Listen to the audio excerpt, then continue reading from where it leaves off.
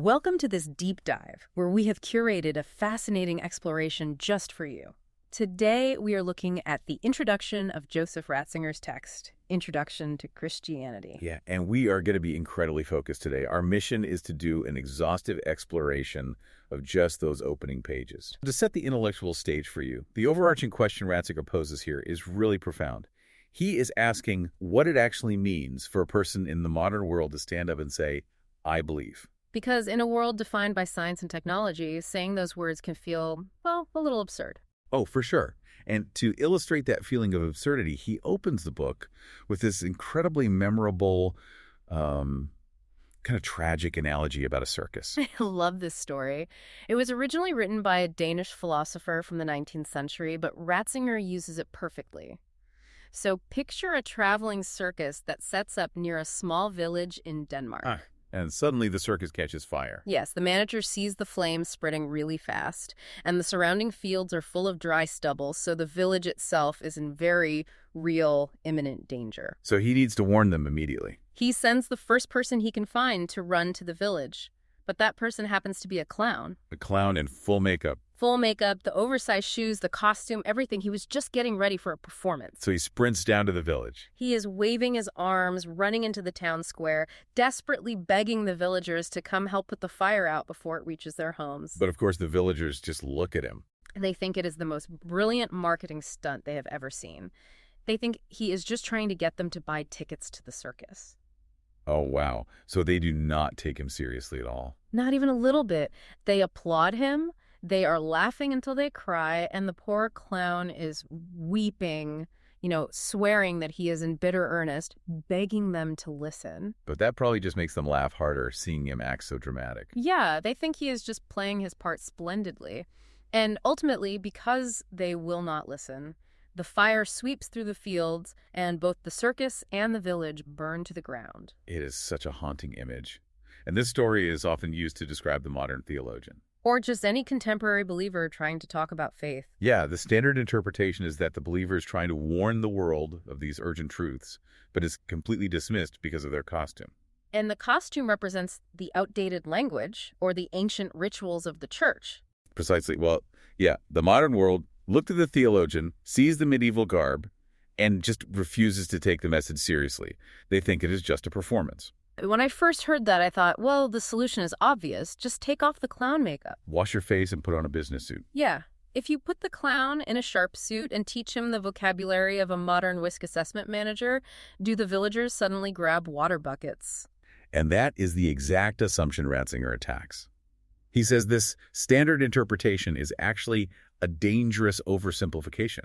How so? Because it assumes a dynamic that does not exist. It assumes the theologian is this purely enlightened savior who has all the answers and absolutely no doubts. Like they are standing safely outside the fire, just trying to help the poor, ignorant villagers. Yeah. It positions the believer as someone who has perfectly grasped the truth and only needs to translate it into modern slang for everyone else to get it. But Ratzinger argues that changing the intellectual costume does not solve the problem at all. It really doesn't. You can modernize the language all you want, or try to strip away the tradition to make it palatable, but it misses the deeper reality. Which is that the believer is not immune to the flames. Exactly. I mean, yes, the believer's in the fire too. The believer's not standing on some fortified watchtower of absolute certainty. So if the theologian isn't standing safely outside the fire, where are they standing? This leads to what I think is Ratzinger's most profound assertion about the shared human condition. He introduces the claim that both the believer and the non-believer are inextricably bound together by doubt. That is a radical claim. We usually think of a perfect believer as someone completely sealed off from doubt. But Ratzinger says that is an illusion. Everyone is swimming in this shared ocean of uncertainty. To really drive this home for you, the listener, Ratzinger brings up a specific example of a very beloved 19th century saint. And her story really shatters our normal view of piety. It really does. This was a woman who lived her entire life completely cocooned in religious routine. She lived in an enclosed community, totally shielded from secular noise. You would look at her and assume she was the walking definition of unshakable certainty. But she left behind these letters describing terrifying temptations of atheism, especially near the end of her life when she was terminally ill. She wrote about feeling like she was staring into a bottomless abyss of nothingness. She felt like the very sense of believing had vanished. She even described hearing voices mocking her, telling her that death would bring nothing but a dark void. Which shows that doubt isn't just debating a minor theological point. It is a question of all or nothing. The whole structure of reality feels like it is collapsing. To synthesize this, Ratzinger uses another image from a famous French play. It is about a shipwrecked Jesuit missionary. Drifting in the middle of the ocean. Yeah, he is lashed to a piece of wood from his sunken ship, and he is fastened to a cross, but the cross is fastened to nothing. He just floats over the terrifying abyss. So if you are listening to this, think about how that shatters the normal view of faith. Faith isn't standing on an unsinkable luxury cruise ship. No, it is clinging to a loose plank in a raging ocean.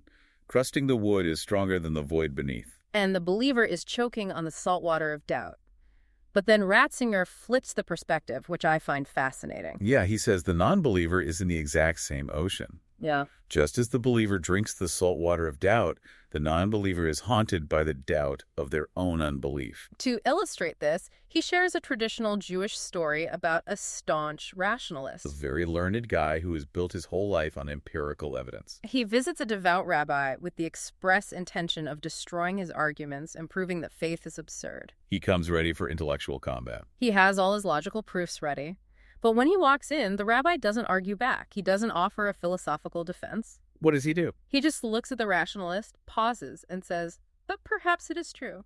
Wow, but perhaps it is true. And that simple phrase just devastates the rationalist. He tries to fight back with logic, but that terrible perhaps echoes in his mind and breaks his resistance. Because that haunting perhaps is inescapable for the atheist, just as the abyss is inescapable for the believer. Doubt prevents both of them from being sealed off in their own little worlds. It acts as a bridge of communication between them. So since everyone is swimming in this ocean of uncertainty, it begs the question, what exactly is the believer doing when they recite the creed? When they say the word credo, I believe. yeah, Ratzinger breaks down that definition. He says saying credo is not merely checking a box of historical facts. It isn't just saying, I agree that this event happened in the past. Or agreeing to a set of ethical rules. It is a fundamental option. It is a decision regarding the totality of reality. And this requires a huge shift in how we perceive things. Ratzinger points out that the human eye is naturally tuned to see what is not God. Because God is essentially invisible. Our eyes are calibrated for the material world. So saying I believe means deciding that the invisible is actually more real than the visible. You are declaring that the invisible is the true foundation that supports everything else. But because human instinct naturally clings to the tangible, to what we can hold and measure, adopting this posture requires a violent about turn. A conversion. Right, well, yeah. But if I can push back on that for a second. If it goes against our natural human instinct to trust the invadable, isn't faith basically just an illusion? That is a very common objection. But Ratzinger counters it by saying faith is the realization that trusting only the tangible is the actual illusion. So the visible world is just the surface. Yeah, if you limit reality strictly to what your sensory organs can process, you are artificially shrinking the universe. Yeah. You mistake the foreground for the whole picture. But because our instincts constantly pull us back to that visible foreground, this about turn isn't a one-time event. It has to be renewed every single day. Faith is an ongoing, adventurous leap. And this adventurous leap has always been difficult. But Ratzinger notes that it is uniquely difficult for you, the listener, living in the modern age. Because modern people have to leap across the gulf between the visible and the invisible, but also the gulf between then and now. He calls these the twin hurdles of modernity. Let's unpack the first hurdle, historicism. We live in a world that values progress over tradition. We view the past as a series of developmental stages that we have outgrown. So when faith presents itself, it looks like it is dressed in the clothes of the past. It looks like a relic. And Ratzinger warns that trying to forcefully modernize the faith often backfires. If you try to strip away its historical weight to make it perfectly align with current trends, it just looks desperate. Yeah, it highlights how alien the core tenets are to a modern observer. You can't sever the faith from its history without losing its identity. But the second hurdle is even more challenging, the technical mindset. This is a crucial philosophical shift Ratzinger identifies. In ancient times, truth was tied to being. To know the truth was to understand the essence of a thing. But in modernity, truth shifted to a concept captured by the Latin phrase, Verum, Quia Factum. Which means truth is what we have made or done. So truth is no longer something you discover. It is something you prove by replicating it in a lab or building it. And eventually this evolved into Verum Quia Faciendum. Truth is what we can or will make in the future. To put that in perspective for our listeners, we live in a society of programmers and engineers. We believe that if we can't build it, manipulate it, or measure its output, it isn't real. We treat the world as raw material to be optimized, not a mystery to be pondered. And this is where faith hits a brick wall. Because faith cannot be made. It is not a product of human engineering or a practical program for political reform. You can't put it in a spreadsheet, so the modern mind inherently rejects it as useless. It operates entirely outside the modern paradigm of knowing by making. So if it doesn't fit into the know-make relationship, what is its actual function? Ratzinger places it squarely in a different paradigm, the stand-understand relationship. And to explain this, he dives into the etymology of the word amen. He traces it back to Isaiah chapter 7, verse 9. The Hebrew root is em, and it encompasses concepts of truth, firmness, and firm ground. The literal translation of the verse is, if you do not hold firm to Yahweh, you will have no foothold. But when that text was translated into Greek in the Septuagint, it became, if you do not believe, you do not understand. That seems like a pretty big shift, turning a physical concept of standing firm into an intellectual concept of understanding. A lot of people might see that as a corruption of the original text, but Ratzinger sees it as a profound synthesis. He argues that standing on firm ground is inextricably linked to understanding reality. You cannot survey the landscape or make sense of the horizon if you are in perpetual freefall. So for you listening, amen isn't just a sign-off at the end of a prayer. No, it is a declaration that you are taking a stand on ground you did not build yourself. You are entrusting yourself to a meaning that has not been made by human hands. And Ratzinger argues that this receiving actually precedes all of our making. It provides the bedrock. Faith relativizes the absolute claims of technology. It reminds us that what we can build is only one layer of existence. And a non-final layer at that. So we have established that faith is taking a stand on a meaning we didn't create. But Ratzinger pushes this one huge step further. Yeah, this meaning isn't just a floating abstract concept. This is the pinnacle of his argument in the introduction. Christian faith does not say, I believe in something. Its central formula is, I believe in you. Moving from something to someone, the logos, the ultimate reason and structure of reality, is actually a person. The Christian encounter is an encounter with the man Jesus of Nazareth. And God's providential interaction with humanity becomes incredibly concrete here. The meaning of the world is a love that actively knows and loves us. So believing, trusting, and loving become the exact same act. That sounds beautiful in theory, but what happens when that person feels completely absent? That is a very real question. Yeah, if you are clinging to that loose plank in the ocean and the silence from the heavens is deafening, what do you do? Ratzinger addresses this. Ratzinger asserts that faith constantly requires asking this question.